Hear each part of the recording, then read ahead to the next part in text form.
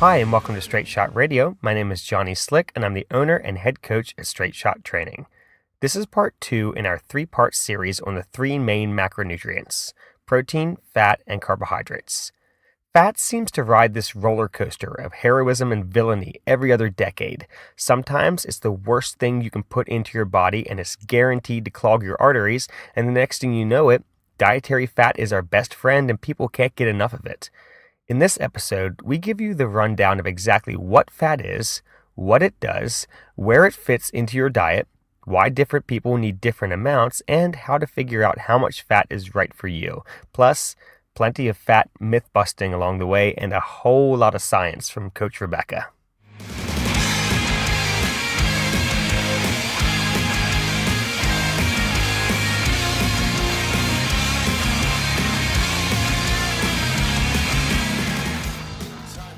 Hey everybody, we're back with Rebecca Reef-Snyder. Last time we were with her was last episode where we talked about protein. Today we're talking about fat, or lipids. I prefer to use lipids because when you say fat, people think it makes them fat, and we're going to get into why that's not true, or why sometimes it is true. We're going to talk about what fat is, what are the requirements of it, what our recommendations or registered dietitians' recommendations are for fat intake, and then talk about some misconceptions about fat along the way. The same breakdown that we did with protein, but with lipids this time. So, welcome, Rebecca. Thank you.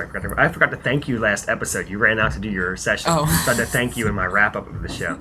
So I'll thank you now in case you need to run out for joining us. So why don't you tell us about the structure of fat? And we mentioned this last episode. Rebecca does have a degree in nutrition, so she'll give us the nerdy version of what fat is. So why don't you break down what fat is from this chemistry standpoint? Okay, so fat is, you have a glycerol molecule, which is kind of like the glue that holds everything together. So you have that at one end, and then off of that you have 3 tails of fatty acids that come off of that.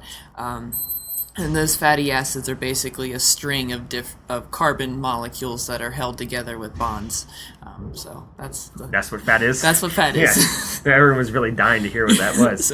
So that's the structure of it. Let's talk about digestion, how your body first just breaks down. We'll talk about how it uses those fatty acids, but just from a breakdown standpoint, we said before with protein that it starts in the mouth. Right. Obviously with mechanical breakdown of the food. Is there any enzyme in your mouth that breaks down any fat? No, Nope. not So where's really. the first enzyme that actually starts breaking down fat? It doesn't actually get until the small intestine.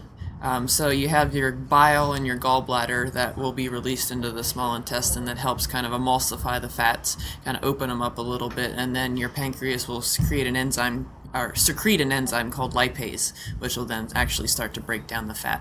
Okay. And this process takes considerably longer Yes. than other macronutrients. So, Right. I mean, I know different fats have different breakdowns, but it's definitely much longer than carbs, but longer than protein. So Right. hours-wise, breaking down a high-fat meal? Oh, I don't know for sure. Okay. Yeah, It's a lot of hours. Yeah, and fat, does it slow down gastric emptying? Yes. Okay. Mm-hmm. And, well, can you explain what slowing down gastric emptying is? It's kind of a leading question. So fat it helps you stay fuller longer. Part of that is because it doesn't mix well with water, so in your stomach it tends to kind of float to the top, so it gives you that feeling of fullness longer because it stays towards the top of your stomach.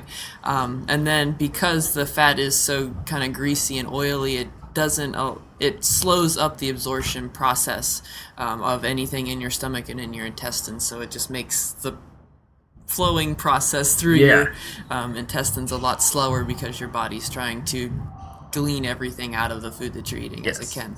But also, so some of it is not being absorbed throughout the intestine and is actually important in passing through, eliminating food correctly, which is why people who are on low-fat diets might have issues with using the bathroom because your fat is so important in peristalsis, moving food through your system. So I think it's another thing along with it is that some of it isn't absorbed. Right, exactly. But it serves a different purpose by not being absorbed. So how does your body use the fat, though, that is being absorbed in the small intestine and going down from there?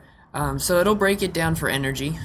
That's probably the main thing that it's used for. So your body wants to burn carbs first, kind of like we talked about last time with the protein. But then it will, especially when your body's at rest or your heart rate's at a lower level, it'll then switch from burning carbs to burning fat. So you'll break up those fatty acid chains, and then that breakup will then be used.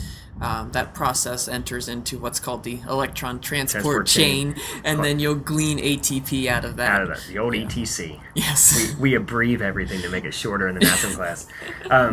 So fat as fuel, you and I are running primarily on fat right now. Right. And the way that we measure this is something called the respiratory quotient. Do you guys ever do much with that in your... We didn't have the equipment necessary to do a whole lot in college. Okay, I wasn't sure. Yeah, I mean, we had the scale. I mean, just we knew where things typically fell on the RQ, but we didn't have any way of measuring it. Right. But I'm not sure if you did. No. For the respiratory quotient is the way that we can collect the carbon dioxide being exhaled out of you and the oxygen going in, and we can tell whether you're burning fat or carbohydrates as a fuel source, because when you burn fat as a fuel source, it has to be there has to be oxygen present to burn fat as a fuel source, because the ETC, the electron transport chain, is part of the aerobic cycle of turning macronutrients into usable energy, or ATP. Right. You can do it without oxygen with carbohydrates in the ATP PC system, or using anaerobic glycolysis, but we're probably getting way too nerdy. Anyway, what I'm trying to say is that when you are at rest, your respiratory quotient will show that you're burning almost all fat as a fuel source. Whereas when you get to the opposite end of the spectrum, an all-out sprint, your RQ will show that you're burning like 100% carbohydrates for that. Most activities are going to fall somewhere in between there, right? Right. So why don't you give us, like, what would be an example of something be like middle to high range on an RQ scale?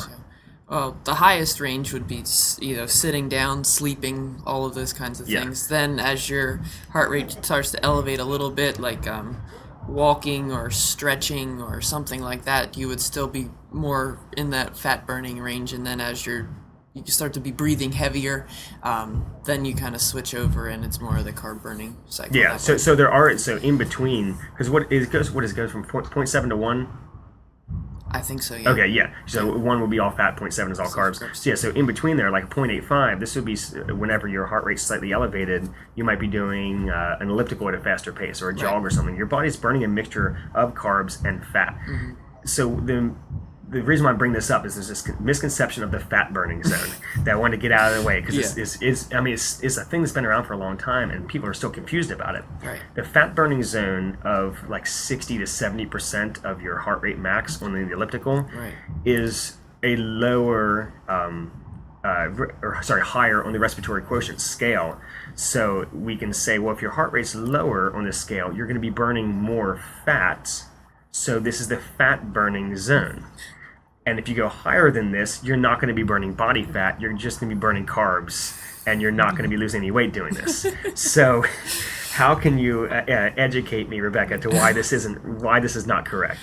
Again, when you're thinking about weight on your body, so the adipose tissue, it comes down to calories in and calories out. It doesn't matter where those calories come from, whether it's from carbs or whether it's from fat. So if your body is burning carbohydrates at that point of your exercise, as long as at the end of the day everything's going to even itself out. So if you burn a lot of carbs, then your body's going to absorb carbohydrates in order to replenish your stores, or it can take fat from your body and chemically alter it to make it into glucose. So your body can then store it as glycogen in your muscles. So then you're taking your fat that was stored and turning it into carbohydrate to replenish your stores, as opposed to just directly burning fat.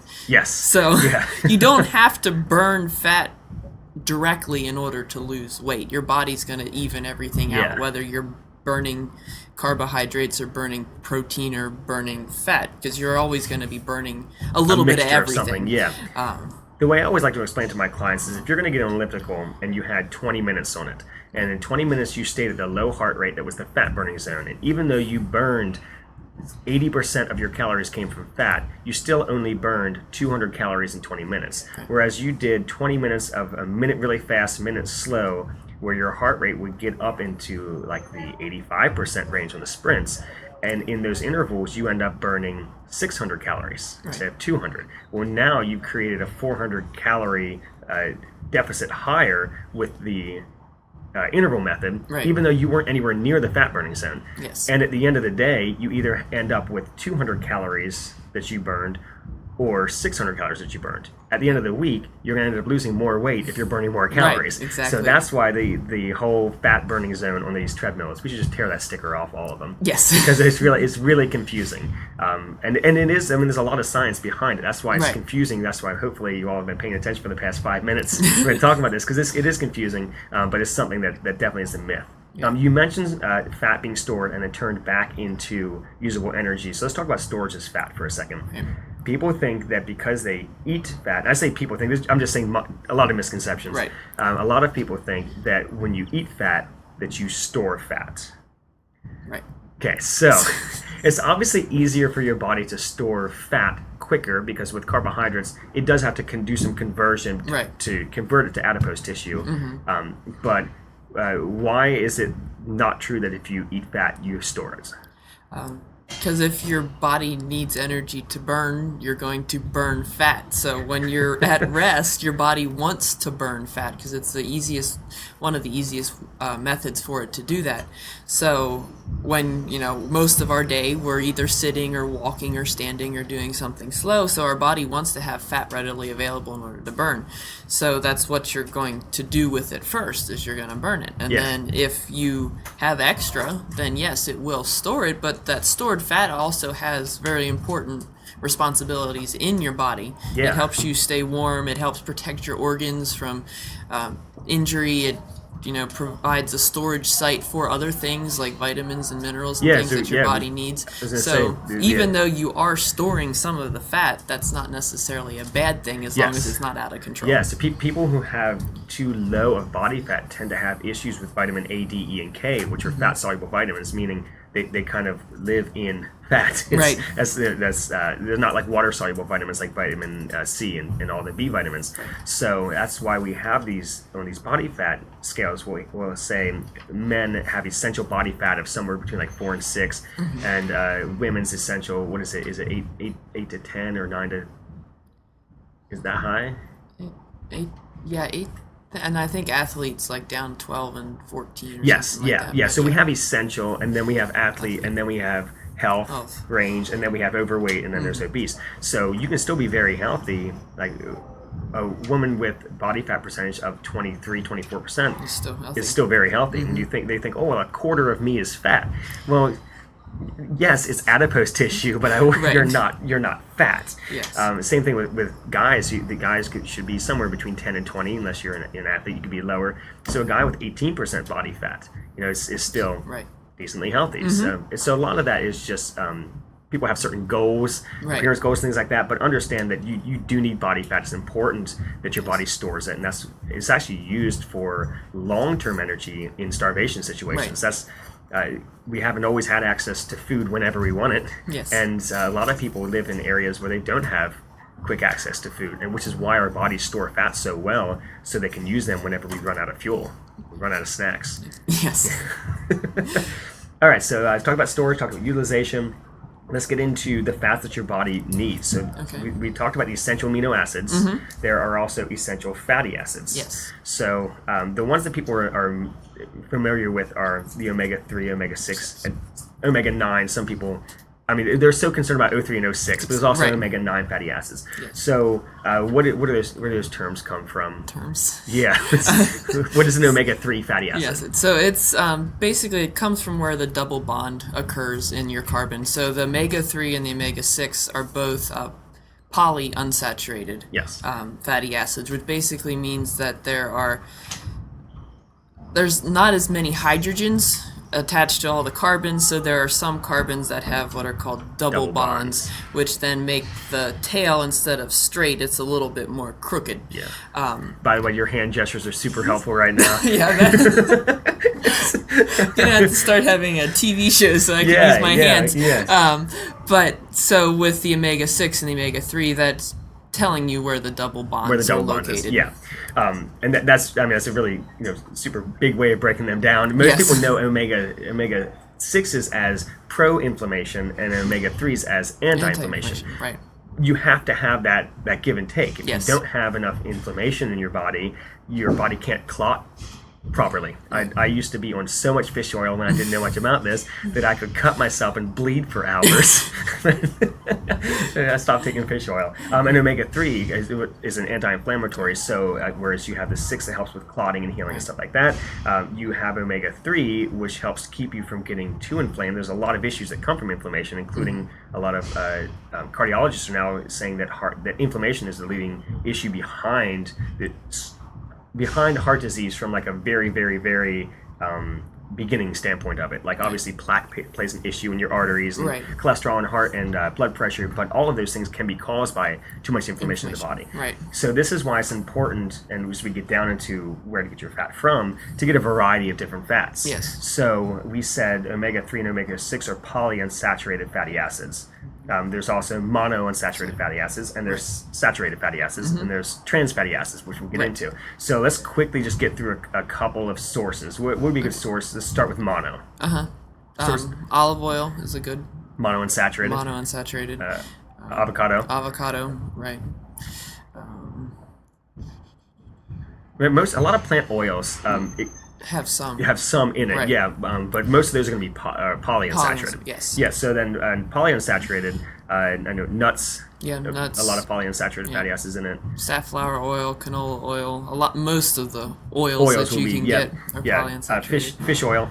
Yes. I know fish oil has a lot of O3 polyunsaturated fatty acids. Yes. So unsaturated fatty acids, are those easier for your body to break down? Yes. Yeah. Yeah, definitely. Easier to use for fuel, easier to do everything with than saturated. Saturated isn't necessarily bad, and we'll get into that in a second, but what are some examples of saturated fatty acids? Any fatty meats, lard, Crisco. And any fat that's solid at room temperature. Right. And that's what you said earlier about these double bonds. Well, Crisco's trans fat.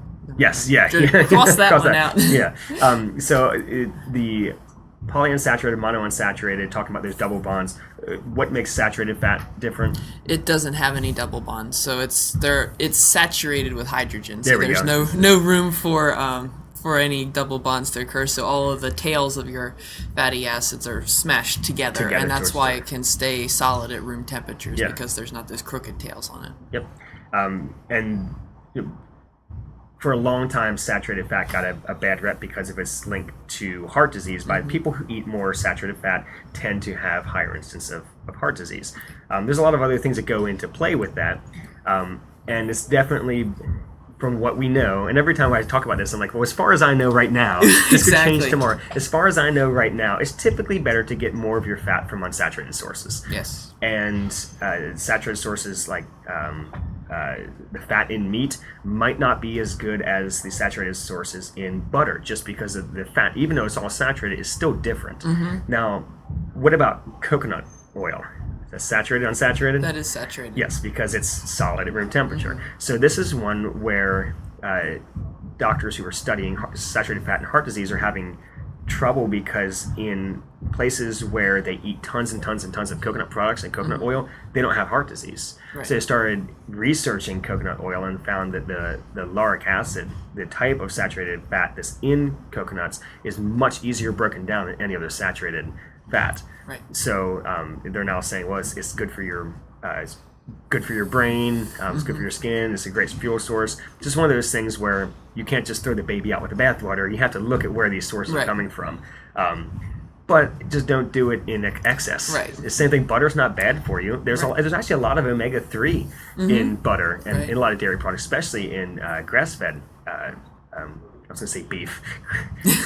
You're not getting butter from beef.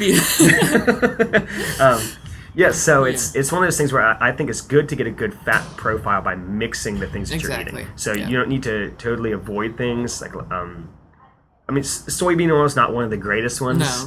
No. It's omega. So when you look at the omega-3 to omega-6 ratio, ideal would be like a 1 to 3 or 1 to 6 O3 to O6 ratio, which is typically what people used to get back when we ate a mixture of things. And now that we eat so many processed things, the American diet is like 1 to 50 O3 to O6. Soybean oil is 1 to 63 O3 to O6. So super air quotations, pro-inflammatory. Right. But as long as it's mixed in, as long as you're not getting a Right. ton of it, if you get a little bit here and there, it's not going to kill you. Exactly. What is going to kill you is trans fats, right, Rebecca? Not Oh, necessarily. daggone it. Okay. Okay, trans fats. Trans fats were created by adding an extra hydrogen bond to a polyunsaturated. Yes. Okay. And then that would basically kind of make it a saturated fat. Right. Just it would be solid at room temperature. Yes. Okay. Yep. So, So you break the double bond by chemically sticking a hydrogen back in. So then the crook in the carbon chain is no longer there. So then they can slide together again, and then that's why they're solid at room temperature. okay. Yeah. Shelf life is longer. They don't Oh, go yeah. rancid. It was made so that we could sell things better without them going bad at grocery stores. Right. Not great to eat though in No, high not quantities. not in high because, quantities. Yeah, it's not something that your body was originally designed to be Right. taking It's a in. chemically man-made fat. Yeah, and your body can still break it down, but it's really not something that you need to be. There's no recommended intake for trans fat. No, There's no not amount- besides keep it as low as possible. Keep it as low as possible. But if you get some stuff like think about donuts, any type of pastry that's pre-made, all of those things are going to have trans fat in it to keep their shelf life long. Just don't eat a ton of them, Right. and you're fine with that. Yep. Let's get into the factors affecting fat requirements.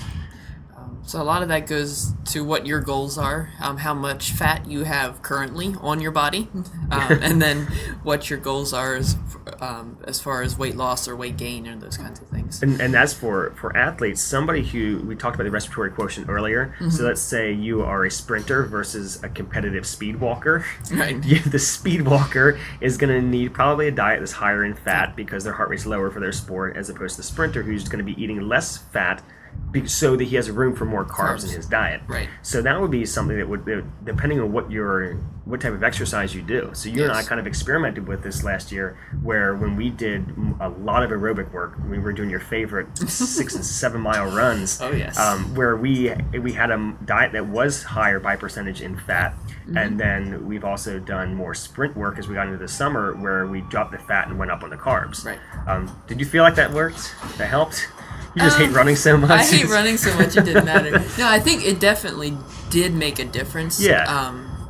I'd also learned more about how my body functions and different things I need to adjust in my diet. Yeah. So let's talk about diet-wise. So people are trying to start the printers going off in here. We have somebody running and grabbing copies. Fat intake when dieting. Yes. So everybody's different. We've talked about how to figure out your macros before. But why is fat still important to have when you're dieting? Well, you have your fat-soluble vitamins, A, D, E, and K. Those requirements stay the same whether you're dieting or not, so you need to have fat in your body to get those vitamins in and then be able to move those vitamins throughout your body and store them. Satiety is another thing. If you take fat out of your diet, you are going to be hungry all the time. Yes. So having that in your diet is going to help you stay full with that, and your body needs it for fuel. So when you're, well, it's also going to help you stay focused on your diet, because Right. if you're trying to diet and you're trying to take your calories down and you're not eating any fat, you're going to be hungry all the time and end up eating things that you didn't plan on eating. right, exactly. So yeah, it's definitely important when you're dieting. For fullness, and Right. then we talked before about digestion and making sure you can still use the bathroom while you're Right. dieting. What about bulking? Trying to put on muscle. So you need to have fat in your diet, but you don't have to go overboard. Yeah. I think when you're bulking, it's more important to get the carbs and the protein in there Yeah. that you need. And then, yes, you need to have extra calories, so fat is a great way to get extra calories. Yeah, because it's just so dense. It's so Yeah, dense. You get yes. 9 calories per gram for fat, where everything else is 4 calories per gram. Yeah, I meant to mention that earlier. So fat is so energy dense that it's, for a gram of fat, it's over double the calories as opposed to a gram of protein or a gram of carbohydrates. So when you're trying to gain muscle, I've always done better on higher fat diets just because I just physically can't fit that much in my stomach. And Right. so when I was up at my highest calories, which were like 4,250 to 4,250 2 years ago, my fat gram, I was eating like 150 grams of fat a day because I just couldn't eat that much food. I have to Right. get it in somewhere else. Another thing that's important about fat is it plays a huge role in hormone production. Yes. And hormone production is essential if you're trying to gain muscle, because you have to have the presence of growth hormones to produce muscle tissue. So making sure you have enough fat. If you're trying to bulk and you don't eat enough fat, Right. you're not going to. But like you said before, you can definitely get too much. Yes. You tend to not. Wait, do you tend to do better? You said you did better not eating super high fat when you bulk, right? Yeah, I did a moderate fat and a moderate carbohydrate. If I go one way or the other gotcha. with either one of those, my body doesn't respond very well. So if I tried a higher fat, lower carb diet when I was bulking, and I definitely bulked, but it wasn't necessarily all good weight that was added to that. Because of my body, just because of my hormone levels the way they are, it naturally stores fat very, very easily. Gotcha. So Yeah. I need to eat fat, and I make sure I get an adequate amount of it, but I need to make sure I don't go over and above. Yes, yeah, that. I think it's really important for people. But what's tough is knowing, well, what is too much, Right. what is enough, and like you just said, you had to try it out. Yes. And let's say you do gain a couple of pounds, Right. and you realize, hey, you know what? Maybe this percentage of fat in my diet is too much for me. What's 2-3 pounds? Like, just change your calories back. Yes, exactly. And get back to where you were, and then maybe try going higher carbs. But you have Right. to experiment for yourself. Yeah. All right, take a quick break here. All right, so before we go on, we're supposed to give a shout out to Kendrick because he's printing everything out on this printer and texting us, and he wants a shout out. So, hi Kendrick, your copies are over here if you would like to come and quietly get them.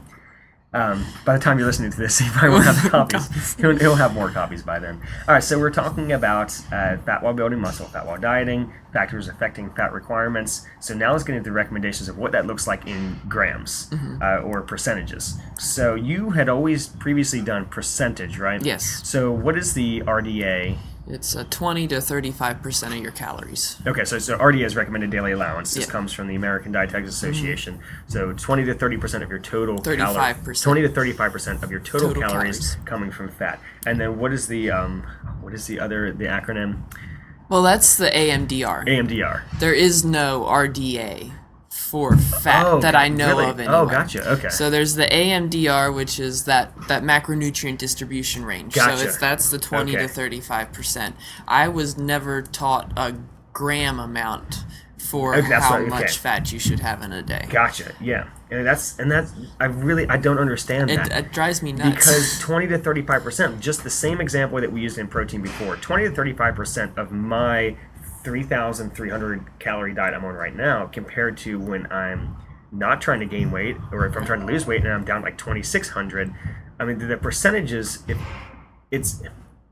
doesn't make sense unless to me it's in grams. Right. It makes more sense in protein in grams and fat in grams. Percentages are just so arbitrary. They're just kind of out there. Yeah. It makes more sense to me, especially with what I'm doing athletically at Right. the time.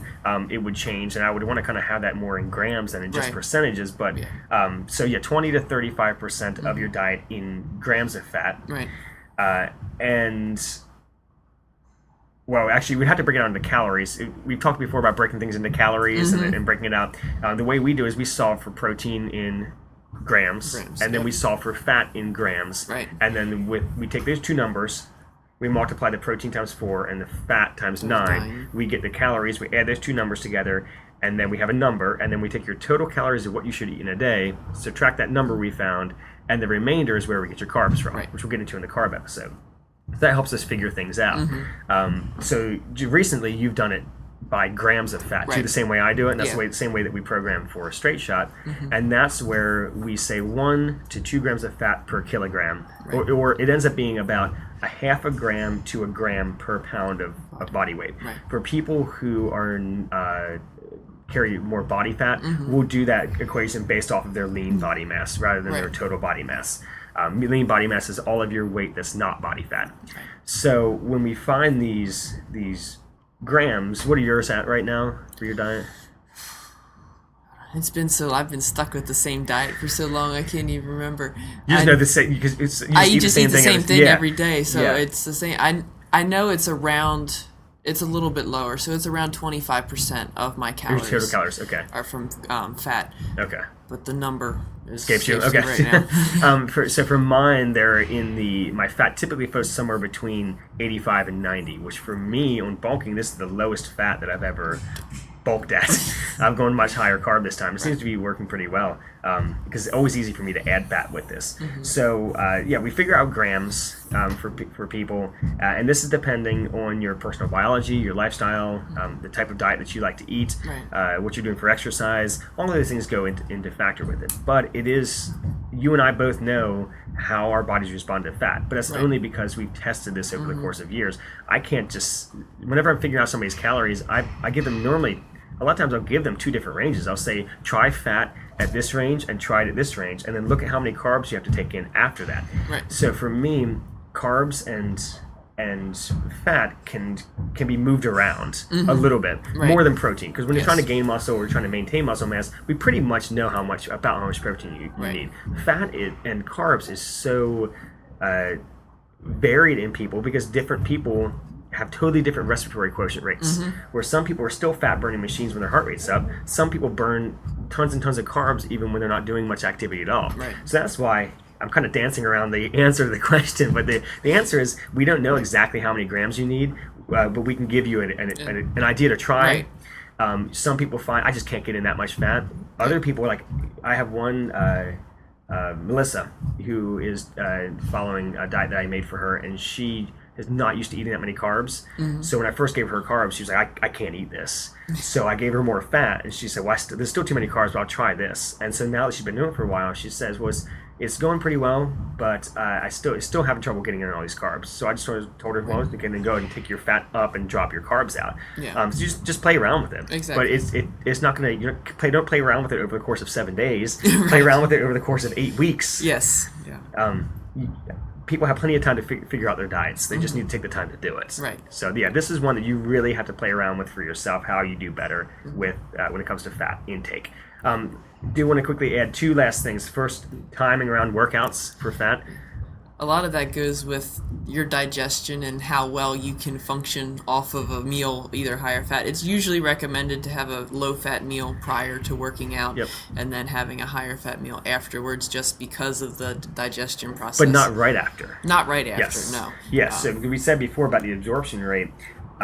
You don't want to eat something super high fat immediately after your workout, because it's going to slow down the rate that your body can absorb protein and carbohydrates. So we said before, it's not super important to get protein right after your workout, but down the line, you want it. So typically my first meal after my workout is the very, very first one is all carbs. The next one after that is carbs and protein, and then I get my fat back in. I eat a lot of fat at dinner and then before bed. So it's still have your fat throughout the day, but my meal before my workout doesn't have any fat in it. No, mine doesn't. Yours is chicken and rice. Chicken and rice. Yep. Mine's chicken and rice. So chicken and rice crew. Chicken and rice. Yeah. So we don't, that way we don't have anything that's going to be sitting heavy in our stomach when we eat, and 2 hours later we work out. Carbs and protein are pretty much out of our stomach by that point, or on their way out. Whereas if we had that creamy fat layer floating around the top of our stomach, our chime, haven't used that word in a while, it's going to really slow you down. You're going to end up burping a lot when you work out. Do not try to eat a high fat meal before you go run. No. It's going to be sloshing around. It'll slosh out of you. So timing around your workouts, keep the fat kind of away from your workouts. Get it in the morning, get it at night. If you work out in the afternoon, depending on when you work out, just try to get the fat other times away from that. Last thing here, though, keto diets. Oh, gosh. Okay, so keto is considered a high-fat diet. Most people think it's high protein. It's moderate protein, very, very, very low, almost no carbs, and high fat. So why because this diet used to be called the keto diet, used to be called the Atkins diet, and also the South Beach diet was also low carb. It's been called all these other things, but now it's cool because CrossFitters are doing it. It's called keto. So what are your personal problems with the keto diet?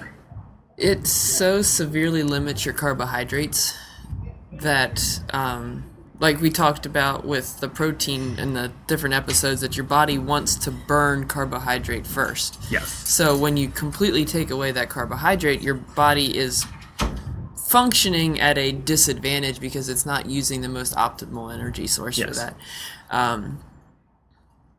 Then when it's so high in fat, your body, it's not designed to work like that. Yeah. My thing with it is, I mean, you have people who they have to eat so much fat. They're doing shots of coconut oil and making these little fat treats, which is basically like balls of peanut butter and coconut oil and stuff like that.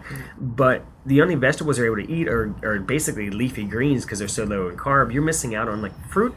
No one ever got fat from just eating fruit, not fresh fruit. Yes, that's true. Yeah. But and even people. I mean, I know some people who've done fruit excessively had some blood sugar issues. But for the most part, people who are suffering from type 2 diabetes aren't eating tons of fresh fruit and vegetables. They're pretty self-limiting because they have so much water and fiber. You can only eat so much of them. Right. So eating, a diet where you can't eat anything other than leafy greens, you're not able to eat awesome things like sweet potatoes or butternut squash, which are super high in vitamin A, or carrots, or fruits that are high in potassium like oranges and bananas. So you're missing out on all of these micronutrients by having a severely limited diet. It does limit how much processed food you can take in theory, but then when you hear about people who are keto and they're trying to get as much fat as possible, and cheese you can do cheese, you can do processed meat, you can do lunch meat, like it's and then all those fat soluble vitamins are toxic. They have a toxicity level. So the water soluble ones, your body will just get rid of any excess that you have, but it'll store excess of all of those vitamins. So while there are a lot of cases of people having issues because of toxicity levels of vitamins, that is an option or a possibility of it. Definitely. And so I cringe whenever you completely restrict a certain food group or a certain macronutrient or something. Moderation is always, I say, the best bet. And when you have something that just completely shuts you down in one area, your body's not designed to work that way. The fact that people experience like flu-like symptoms when their body's trying to switch from, hey, I want to run on some carbs here, to no, I'm only giving you fat, and we're burning these things called ketones as fuel sources, and your body's in a state of ketoacidosis, which is potentially harmful for your kidneys if you're not being careful with it and staying well hydrated. I have seen some evidence that is helpful in cases of certain cancers because cancer is feeding off of sugar cells. But again, this is a diet that somebody's trying because there's something else interfering in their body that's killing them. And I just don't see keto as being the first diet I would have my clients jump to if they were trying to lose some weight. You're better off just moderately decreasing your calories and eating a balanced diet. So for the American population, I can understand why decreasing carbohydrates would be beneficial. Because if you look at the typical American diet, it's way too high in carbohydrates. But just taking it to the extent that keto does is not, I don't think it's very good. There you go. Straight from Rebecca. All right. Thank you, Rebecca. Thank you.